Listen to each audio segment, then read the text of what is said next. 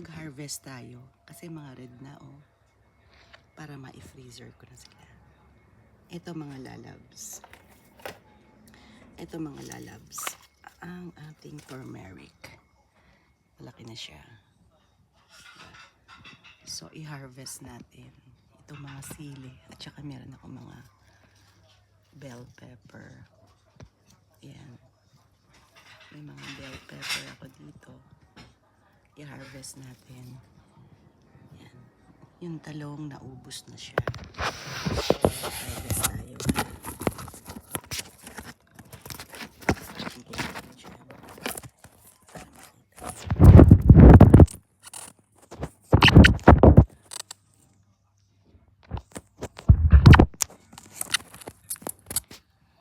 Sige, dyan muna kayo. Mag-harvest lang ako. Kasi,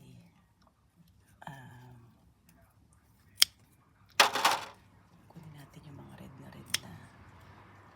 Alam nyo ba na napakaanghang nito? As in, napakaanghang niya. So, ito, ipi-freezer ko to.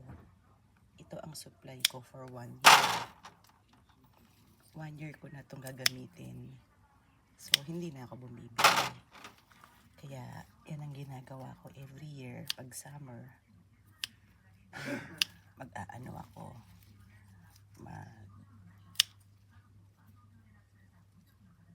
Tatanim ako.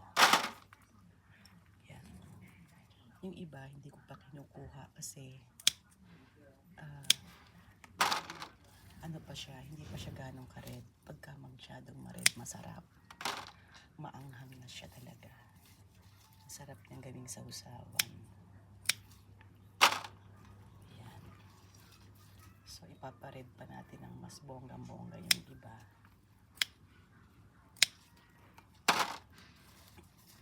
Tsaka natin kuhanin yung iba. Yung mga red lang talaga ang kuhanin natin.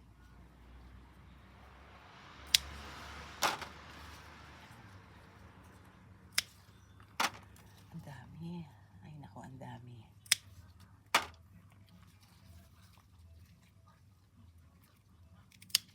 Yan.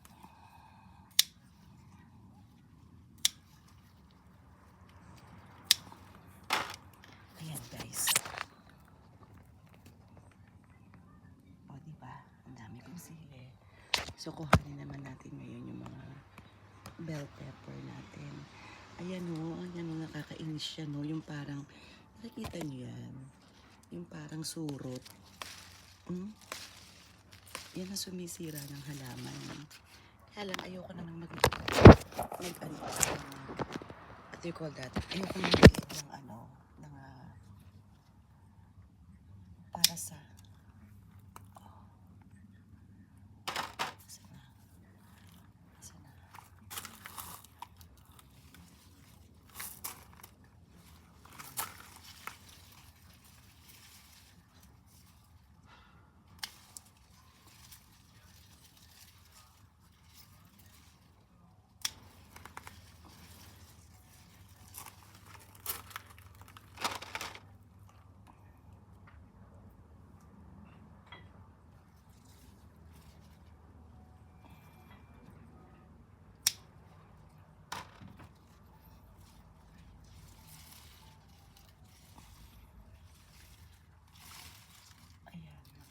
na tayo. Wala na siguro.